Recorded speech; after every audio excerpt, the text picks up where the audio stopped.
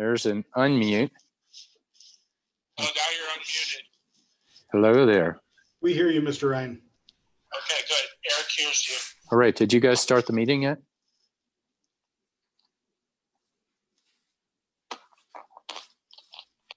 No. Oh, good. Okay. Okay, so you can hear everything and you're good now? Yeah, I'm good. Thanks, Greg. All right, bye-bye. Yeah, my Wi-Fi is down at home, so I'm going by phone.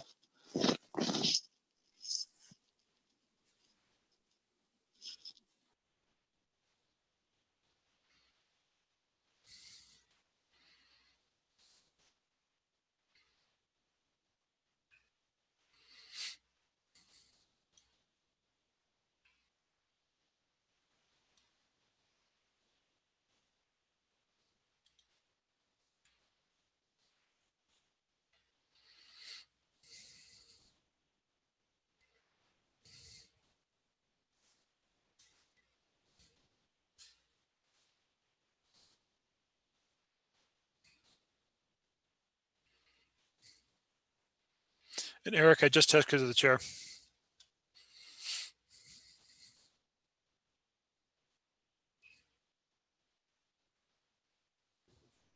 Go ahead.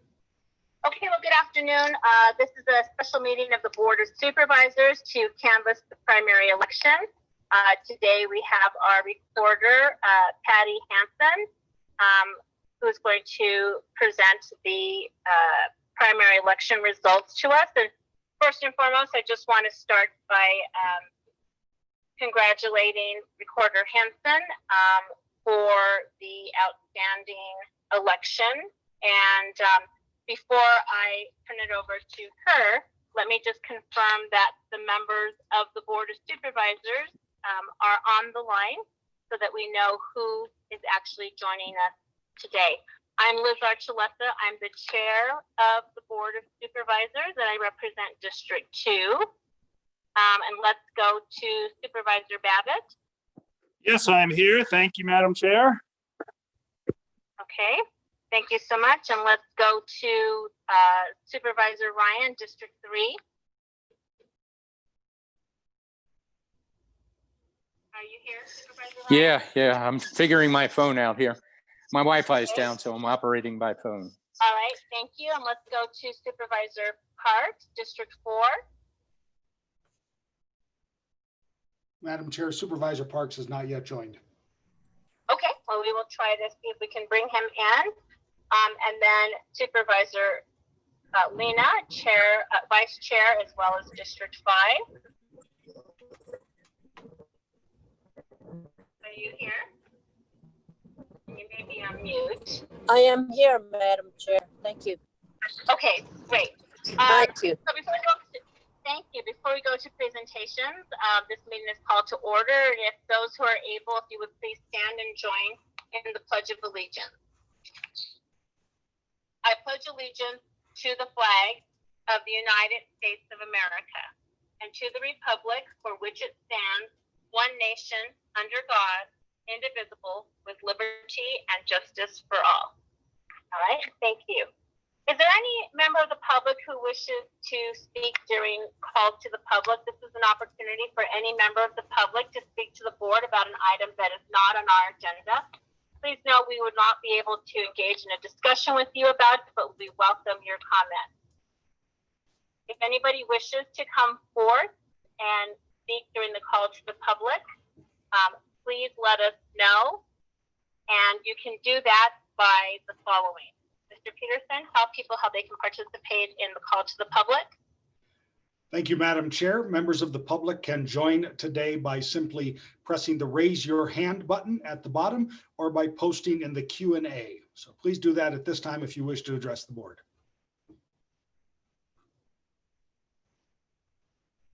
And Madam Chair, I do not see anyone. Anybody. I do not either. Okay, so I'm going to close the call to the public and then move to our presentation. As I mentioned, I want to welcome Recorder Hansen. Again, want to congratulate her on a well-run election during the primary election, and we'll let her give the report, and then we will take the action of canvassing. Recorder Hanson. Okay, well, thank you very much, Chairwoman Archuleta, and thank you to the members of the board. I'm happy to come before you today to present the materials for the official canvass of the election results for the August 4th primary election. You have in your packet several reports from the election that show the election results, the results for official write-in candidates, early ballot statistics, voter turnout report, and the provisional ballot statistics. These are the reports that we're required to submit to the Secretary of State for their state canvass. And the state is canvassing the federal and state races on Monday of next week. Overall, the election went very smoothly.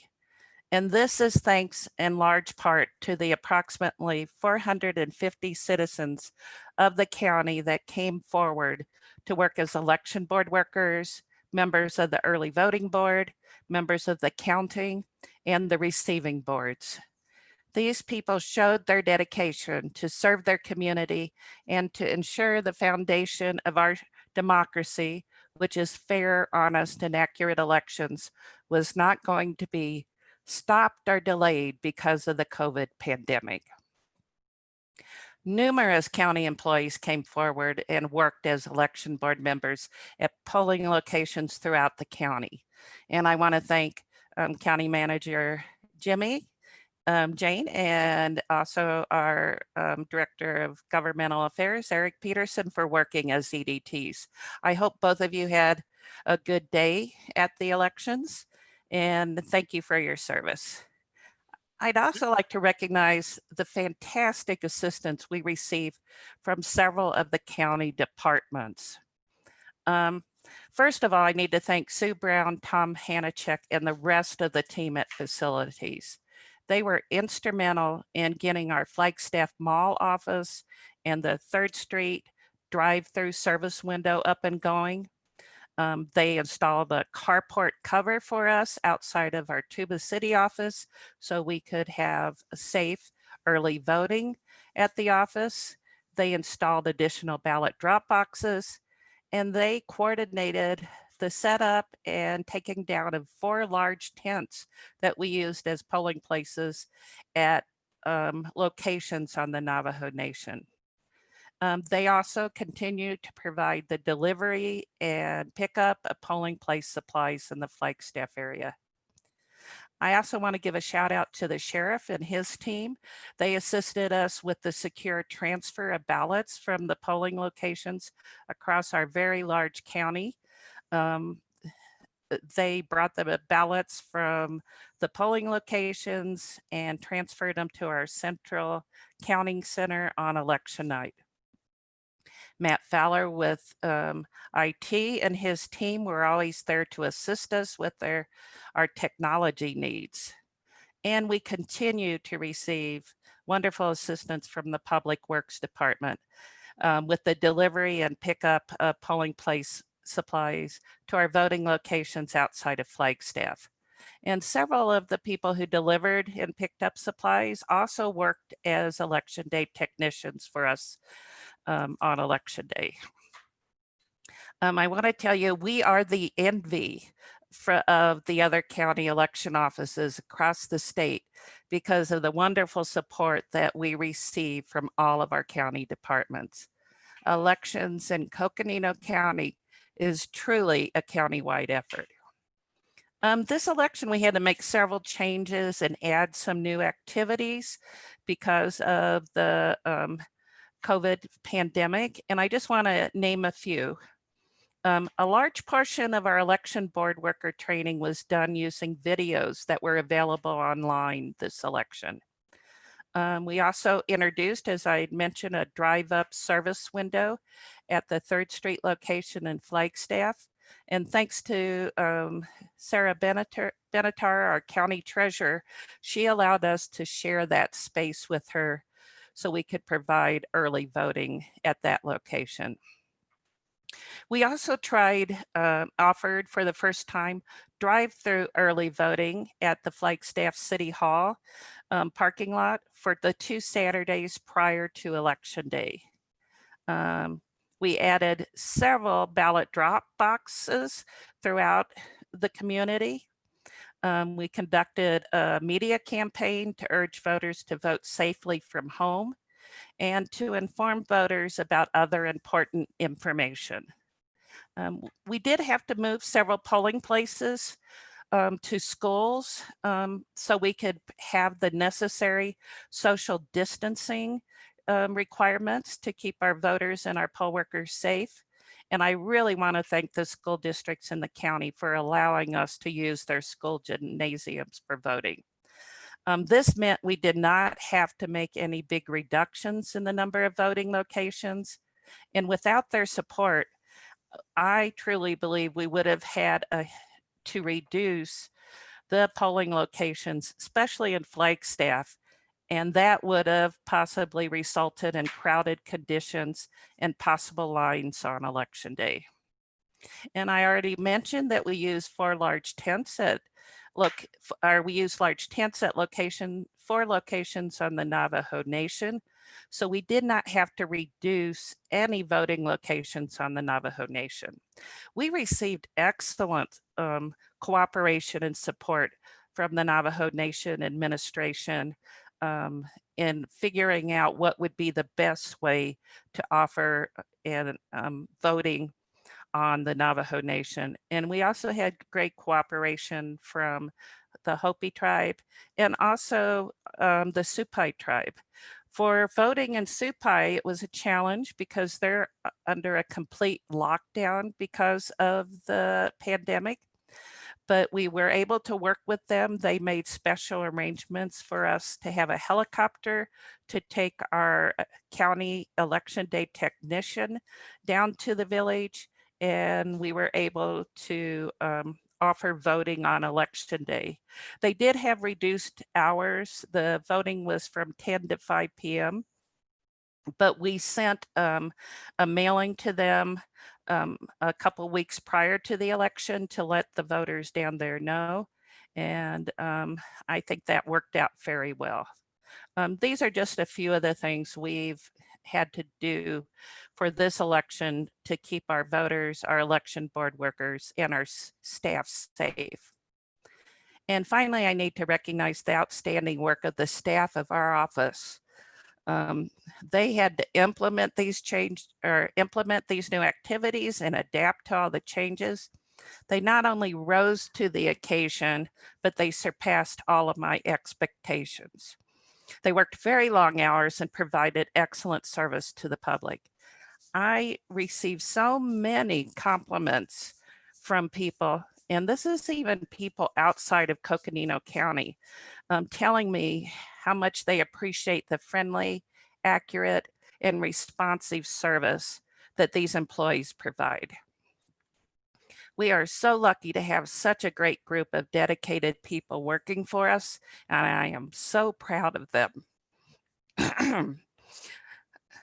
Because we just finished the reports we needed for the canvas late yesterday afternoon, excuse me, I have not had time to do any sort of analysis of the elections, but if this is something the board would be interested in having me do, I would be happy to do a presentation at a later board meeting or work session. So now I'll go over the different reports in your packets, and that will be part of the canvas. Unless you have any questions right now on my introduction. Well, thank you very much, Recorder Hanson. Let me ask members of the board if there are any questions so far. Board members, any questions? Okay, hearing none, then we'll go ahead and proceed. And I think it would be great, Recorder Hanson, thank you for offering a further analysis of the election. That would be super, and I think all of us would be interested in that.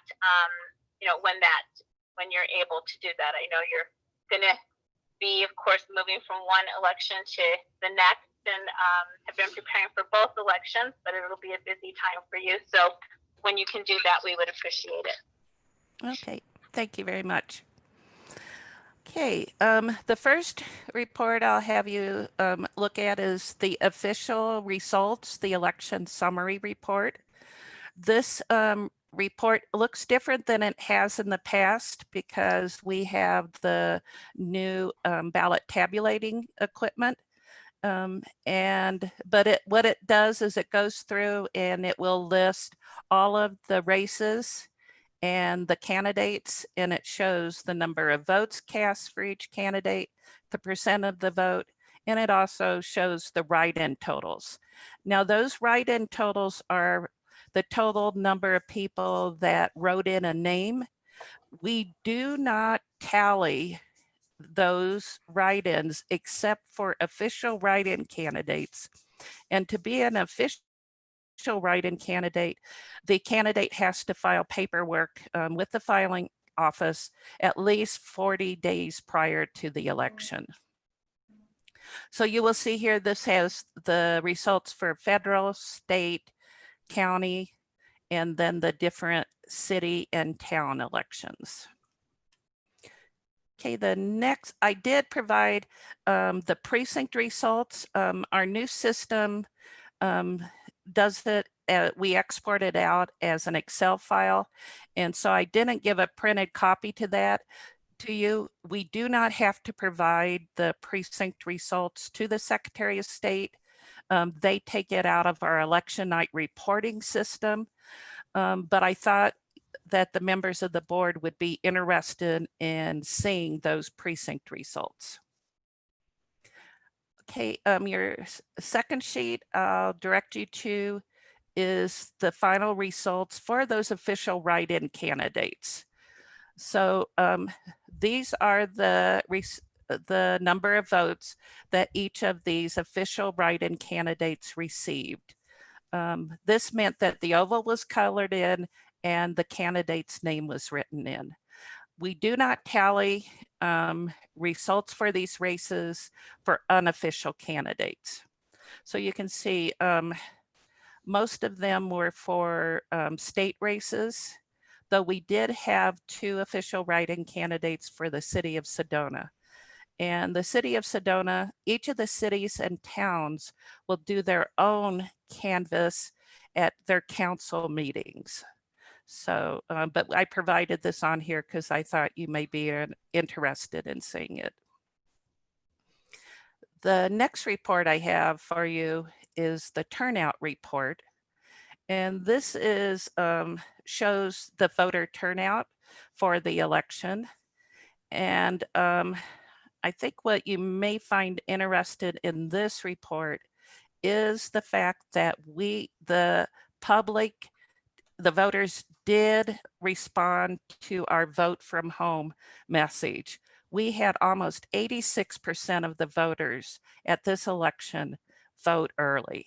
So that was fantastic. And this is the lowest number of voters that we have had in recent years that voted at a polling place. So I was very happy to see that our campaign worked for that. Now, one of the things we did include in our media message was to get out the word to voters, our independent voters, that they were eligible to vote in the primary. And I did look at this compared to the August or the 2016 and the 2018 primary. And we really didn't increase the percentage of independents that voted in the primary election.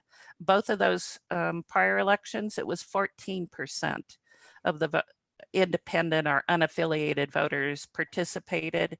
And as you can see in this election, it was 14.11%. So I also wanted to point out, since I did find, was able to, had the time to look at the 2016 and 18 primary elections, I can tell you the percentage of people that voted at polling places and early at those 2 elections. In August 2018, we had 29, almost 30%. It was 29.96% of our voters voted at a polling place compared to 69% of the voters voting early. So you can see that was a big increase from 69% to almost 86%. In 2016, we had 26.3% of our voters voting at a polling place, and early voters was 71%. So, and I do attribute this to the increase to the current situation with the COVID pandemic, with people wanting to vote safely. Okay, I did look at overall turnout for previous primary elections going back to 2010. Our 38.89% turnout was the highest of any of these off-year primary, well, any of the state primary elections. In 2018, we had 35% turnout. In 16, it was 29% turnout, 14, 31%, 2012, 26%, and 2010, 27%. So we did see an increase overall for the turnout in our primary, and I'm glad to see that because it did show that a lot of our voters, now of course we'd like 100% turnout, but did make sure that they got out and had their voices heard. If you look at the number of voters, this election we had 31,874 voters. The previous high in number of voters in our county voting in a primary was in 2018. And at that time, it was 26,644 people voting. So we had an increase of over 5,000 people, voters actually turning out to vote in this primary. Okay, the next report we have is our early ballot report. And this showed that we issued about 47,000, almost 400 early ballots were issued. We had 27,393 returned, and we had to reject 637. The majority of those rejected was because they were received after the election. And we did notice that quite a few of these did have postmarks on them. I should mention, not all of our early ballots come with a postmark because we use business reply mail and pay the return postage. But we did have a good portion that the post offices did put a postmark on, and those that we received too late were mailed on August 3rd or August 4th. So this is what we are going to do for November is include an additional insert in with the early ballots, really urging people to mail their ballot at least a week prior to the election, because we want to make sure it arrives in time. Unfortunately, we also saw 135 people did not sign the envelope, and 13 of the early ballots we had to reject was because the signature did not match the signature on the envelope. In these cases where they do not match, we can usually tell who in the household signed for the voter. The biggest problem we have is spouses will sign for each other. We will see instances where parents think they can vote and sign for their children. Okay, we did have instances where we had 2 early ballots returned from a voter. We had some people that get anxious and want to get make sure that they voted, and it takes a while when we mail out the ballots. So I think these were cases where we issued a replacement ballot, or because we have to send our file to our vendor prior to the close of voter registration. If somebody changed their political party, they may actually end up receiving 2 ballots, early ballots. In this case, we only accept the first ballot to be returned and the second ballot is rejected. And then we did have 20 people that mailed in their early ballot and then also went to a polling place to vote on election day. A lot of times these are just people that don't remember that they had already voted or mailed in their early ballot. And I attribute some of that to people like in my situation who are getting older and don't always have a good memory. These 51 people for both of those are receiving a naughty, naughty letter saying, don't do this again. You only get to vote one ballot. So we had a lower number returned undeliverable by the post office. And I think this was because we sent out a mailing to all of our registered voters in May, encouraging them to vote early. And that really helped us to clean up our voter registration rolls.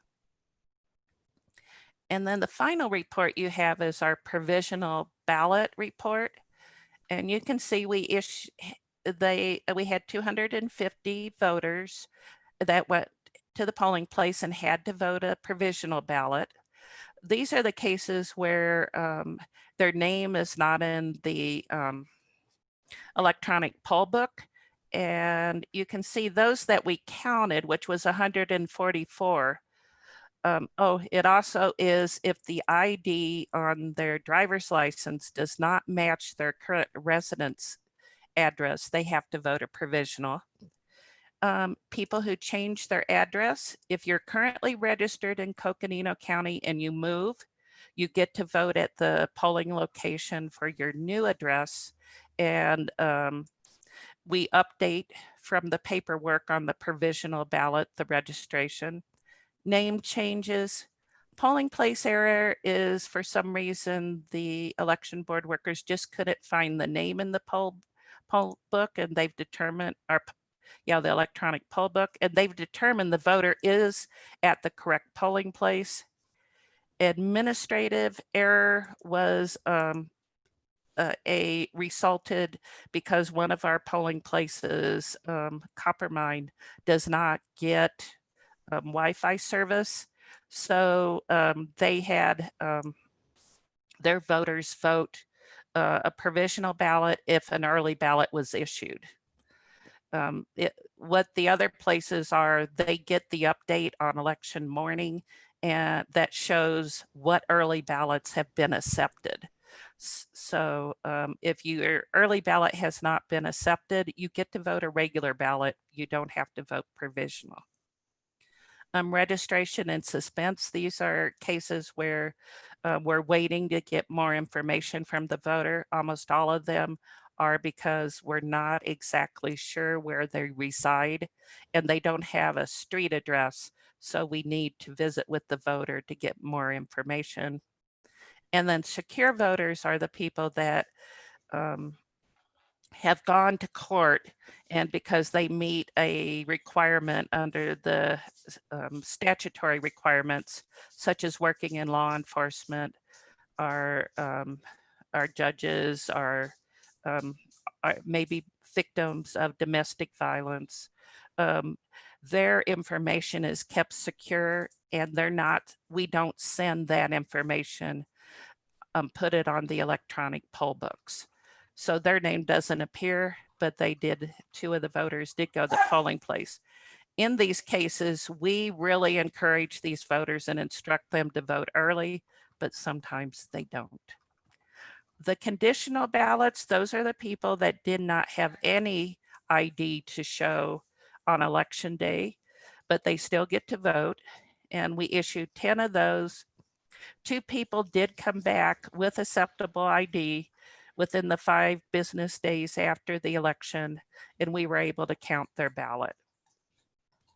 The largest number of reasons for having to reject provisional ballots is they just were not registered to vote. We did have 9 people that we determined had mailed in their early ballot, and we're not going to count a second ballot for them. address outside the county. Sometimes the way the law is written is you cannot reject or refuse to have somebody vote a provisional ballot if they insist on doing that. And so sometimes people from another county will go and they will just insist, I get to vote here, even though they don't live in Coconino County. We had 8 people that tried to vote or insisted on voting a ballot that was not the correct ballot for their party registration. And then we had 28 people that voted at the wrong precinct ballot. So it was not a bad performance, I don't think. And hopefully we'll get those 28 voted wrong precinct down to 0 someday. Okay, those are all of the reports that are included in your packet that I need to have the board approve, and then we can send it to the state. So I'm willing and available to answer any questions. Thank you very much, Recorder Hanson. Are there any questions at this time regarding the results and the information that she reviewed?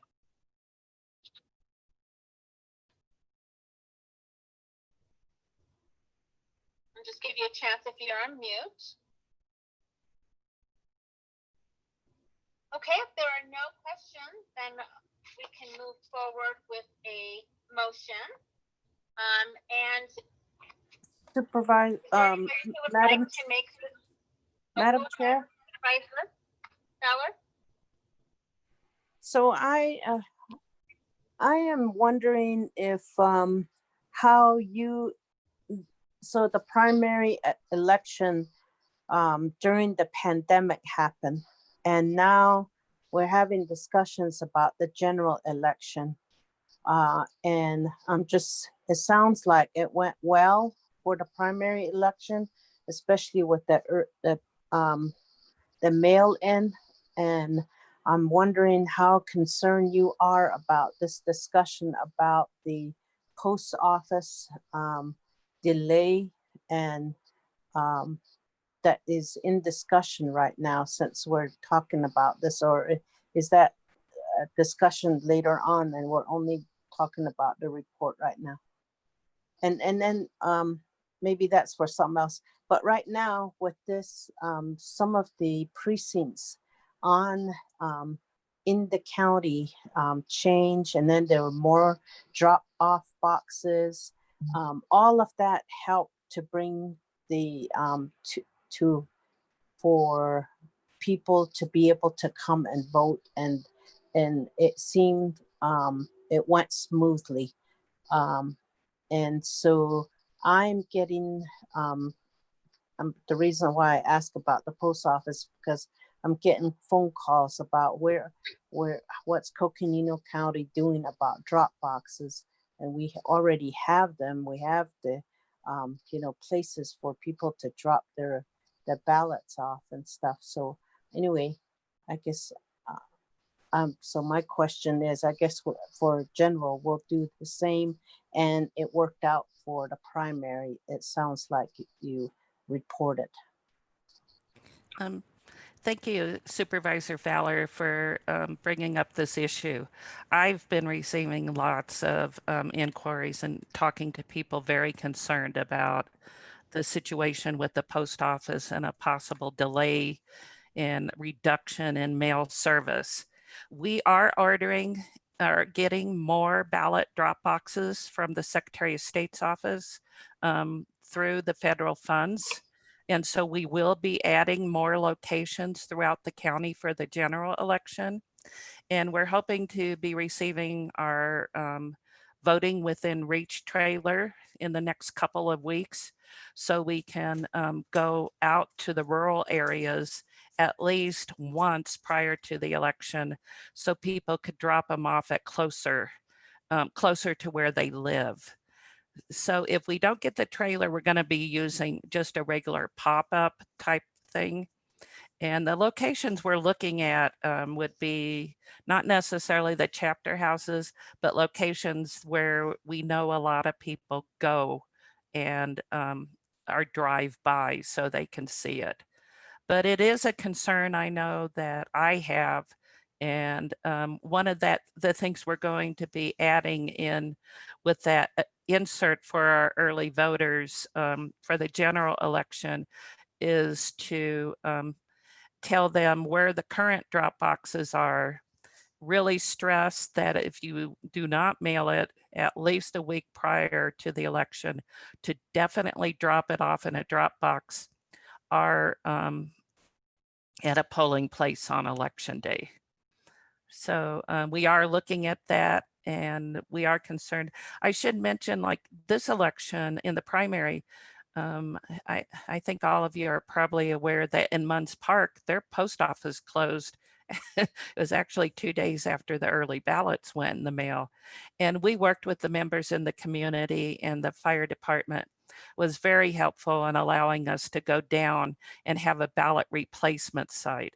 And that's one thing we really want to stress to voters. If your ballot does not come to you within a week after we mail it, please contact us and we will instruct them to go where they can go and vote a replacement ballot. So I'm anticipating we may, if there are problems with the post office, we may have more people voting in early in person because we have that as a fallback in case their ballot didn't arrive by mail. So I hope that answered your questions. Thank you. It did. And, you know, this primary election, I really appreciate the campaign that the state and your office did. And just want to thank you. And I had just heard nothing but good things about the people that went in to vote, and then just people being able to drop off their ballots. But I really appreciate the campaign on vote early, and I think that's going to have to be our campaign again, because you know we fought. Today is Navajo Nation Code Talker Day, and you know, when we think about elections, I think about how tribes had to go to court after being recognized as citizens in 1924, and they had to go to court in the state to be able to vote. And so, and then elections is such an important time, especially during this time, that we just, I really appreciate the whole county, our county manager, board of supervisors, our staff in really committing themselves and dedicating themselves to make sure that our elections go smoothly.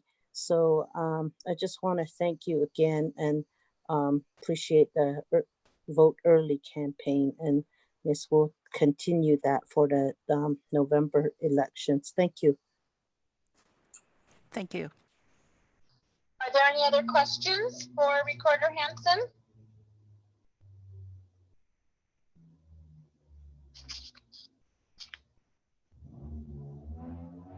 Okay, then hearing none, is there a motion to accept the election canvass for the August 4th, 2020 primary election as submitted by Recorder Hanson?